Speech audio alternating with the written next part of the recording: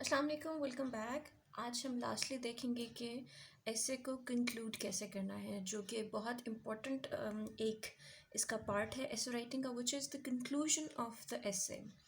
Mostly क्या होता है कि जो स्टूडेंट्स हैं, जो एस्पिरेंट्स हैं, वो इस कंक्लूजन को जल्दी जल्दी में छोड़ देते हैं कि जी हमने बहुत इनिशियल टाइम सारा लगा लिया इंट्रोडक्शन पे, बॉडी पैराग्राफ्स पे, तो कंक्लूजन अक्सर उनका टाइम शॉर्टेज की वजह से मिस हो जाता है, जो कि बहुत बहुत बड़ा फ्लॉ है और फेलियर का सबसे बड़ा रीज़न है। एग्जामिनर आपका कभी भी बीच में जो बॉडी पैराग्राफ्स है वो कभी भी नहीं पढ़ेगा। वो उसको वन लाइन बाय लाइन कभी भी नहीं पढ़ेगा। वो क्या पढ़ेगा, वो आपकी इनिशियल आउटलाइन देखेगा। ठीक है, उसने आपकी आउटलाइन देखनी है, उसने आपका इंट्रो थोड़ा सा टच करना है, and finally hill jump towards the conclusion. वो अंदर देखेगा, बॉडी पैराग्राफ्स वो चेक करेगा, बट नॉट एग्जैक्टली जिस तरह वो आउटलाइन या इंट्रोडक्शन या कंक्लूजन देखे।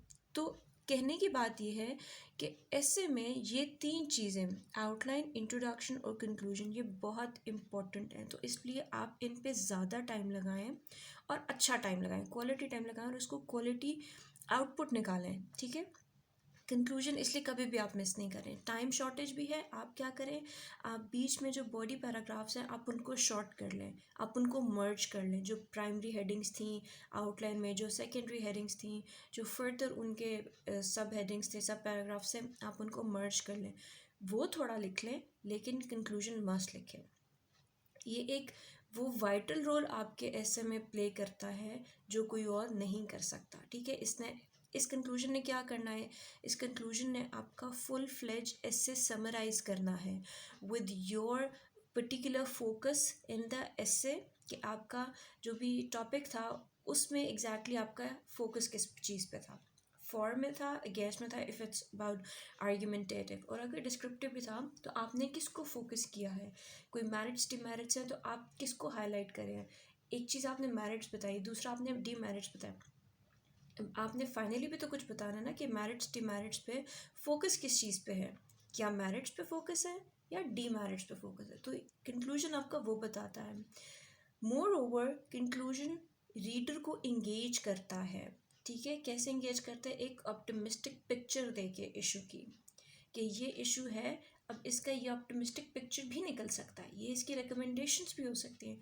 सो फाइनली क्या है कि जो कंक्लूजन है वो आपका एक ओवरऑल पिक्चर देता है और आपकी चीज़ों को अच्छे से एंड करता है। अच्छा, अब कंक्लूजन में दो चीज़ें आती हैं। वन इज़ द डिस्क्रिप्टिव एसे, जो हम शुरू से बात करते आ रहे हैं, उसका एक कंक्लूजन होगा, and on the other hand आपके पास आर्ग्यूमेंटेटिव का कंक्लूजन होगा। अभी डिस्क्रिप्टिव ऐसे में कंक्लूजन में क्या करना है, स्टार्टिंग में हमने वही डिस्कोर्स मार्कर देना है जो कि हम बॉडी पैराग्राफ में भी देते आ रहे हैं। ठीक हो गया, उस डिस्कोर्स मार्कर को अब हम कैसे लेंगे।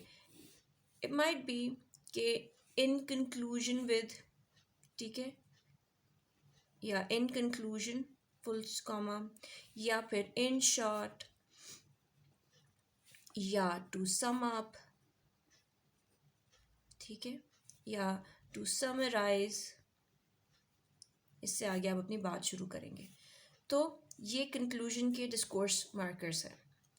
देन इसमें नेक्स्ट क्या आएगा, ये फर्स्ट आपने डिस्कोर्स मार्क्स बता दिए।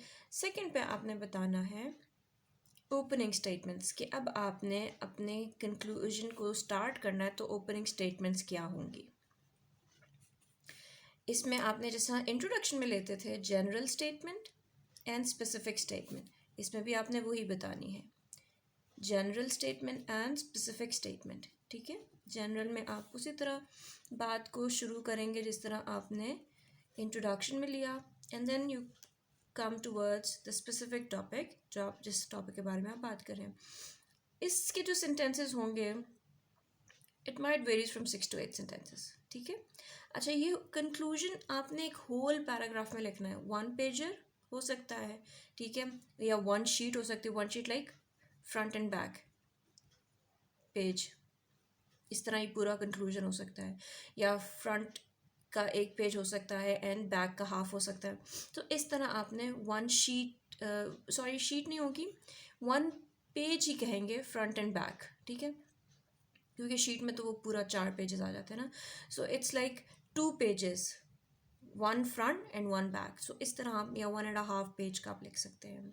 इस तरह आपने लिखना है conclusion without any break, without any paragraphs, एक ही फुल फ्लेश पैराग्राफ लिखना है. ओपनिंग स्टेटमेंट्स आ गई. इसके बाद आप डिस्कस करेंगे अबाउट द एडिशनल स्टेटमेंट्स, जो कि एडिशनल में आपके पास आ सकती हैं. प्रोज एंड कॉन्स हो गए, रिकमेंडेशंस हो गई, या आपकी प्राइमरी सेकेंडरी हेडिंग्स हो गई. ठीक है, प्राइमरी सेकेंडरी हेडिंग्स कौन सी हैं? जो कि आपके पास आउटलाइन में आ रही हैं. आउटलाइन में you have described about primary and secondary headings है. ठीक है, स्टेटमेंट्स और हेडिंग्स, ये वो हैं जो आपने आउटलाइन में बताई हैं. फॉर एग्ज़ाम्पल अगर हम बात करें ग्लोबल वार्मिंग की, ठीक है, global warming effects and causes, ठीक हो गया. अब इसमें इफेक्ट्स एंड कॉजेज़, ये बोथ जो है ना, ये प्राइमरी हेडिंग है. वो प्राइमरी हेडिंग्स कौन सी होती हैं? प्राइमरी हेडिंग्स वो होती हैं जो आपके टॉपिक में अवेलेबल होती हैं. अगर तो वो कहता है कि global warming it's effects, global warming and it's effects, ठीक है. तो अब अगर आप बता रहे हैं इफेक्ट्स की एक heading they the, this will be your primary heading. लेकिन अगर आप कॉजेज की हेडिंग दोबारा देते हैं तो ये आपकी सेकेंडरी हेडिंग हो जाएगी. ठीक है, व्हाट इफ अगर आपके पास आया global warming effects and causes, अब इसमें ये और ये इफेक्ट्स एंड कॉजेज दोनों आपकी प्राइमरी हेडिंग होगी. सेकेंडरी हेडिंग में आप बताएंगे रिकमेंडेशंस या सजेशंस. ठीक है, रिकमेंडेशन या सजेशन आपकी सेकेंडरी हेडिंग होगी. तो वही एडिशनल स्टेटमेंट्स आपने बतानी. प्राइमरी हेडिंग को इफेक्ट्स एंड कॉजेज को इसमें बता दिया, ठीक है. सेकेंडरी हेडिंग में आपने रिकमेंडेशन, सजेशंस, या जो भी आपने आउटलाइन में बताया वो आप यहाँ पर डिस्क्राइब कर देंगे. तो ये हो जाएगा जी अराउंड 10 to 12 स्टेटमेंट्स और सेंटेंसेस. बढ़ भी सकता है, कम भी हो सकता है. Then there comes thesis statement. ठीक है, ये बहुत ज़रूरी है. जिस तरह हमने इंट्रोडक्शन में थीसिस स्टेटमेंट लिखी है, और ये थीसिस स्टेटमेंट ही आपका क्रक्स बताती है पूरे इंट्रोडक्शन की, और पूरे कंक्लूजन का भी क्रक्स बताएगी. तो यही थीसिस स्टेटमेंट आपको बता रही है. 1 सेंटेंस होता है, एंडिंग सेंटेंस है, ठीक है. और ये आपने बताना है कि आपका जो पूरा एस्से है वो कंक्लूड किस पे हो रहा है. ठीक है, क्या है उसका thesis statement. So this is how you plan your conclusion. फिर से एक बार देख लेते हैं डिस्क्रिप्टिव ऐसे में क्या डिस्कोर्स मार्कर्स यूज़ करने हैं. ये सारे इस तरह के बहुत सारे आप देख सकते हैं, आपको मिल जाएंगे. रीडिंग करते रहेंगे तो आपको पता लग जाएगा कौन कौन से डिस्कोर्स मार्कर्स यूज़ होते हैं. Then you gonna go for the opening statement, जिसमें जनरल एंड स्पेसिफिक स्टेटमेंट है. देन एडिशनल स्टेटमेंट में एडिशनल स्टांसेस आ जाएंगे, एडिशनल सेंटेंसेस आ जाएंगे, एडिशनल डेटा आ जाएगा जो आप पूरा आउटलाइन में बताते हैं, इंट्रोडक्शन में बताते हैं. देन फाइनली आपने थीसिस स्टेटमेंट में एंड करें. अब थीसिस स्टेटमेंट में ये आपका स्टांस होगा, या कह लें कि अगर कॉजेज़ एंड इफ़ेक्ट्स हैं तो आपने कॉजेज़ एंड इफ़ेक्ट्स को बता के बताना है कि जी इस तरह अगर ये कॉज एंड इफ़ेक्ट असर कर रहा है तो by taking such and such measures हम इसको बेनिफिशियल बना सकते हैं, या हम इसको अवॉइड कर सकते हैं. सो इस तरह की थीसिस स्टेटमेंट आप देंगे तो जो है आपका ये पूरा ऐसे जो है वो कंक्लूड हो जाएगा.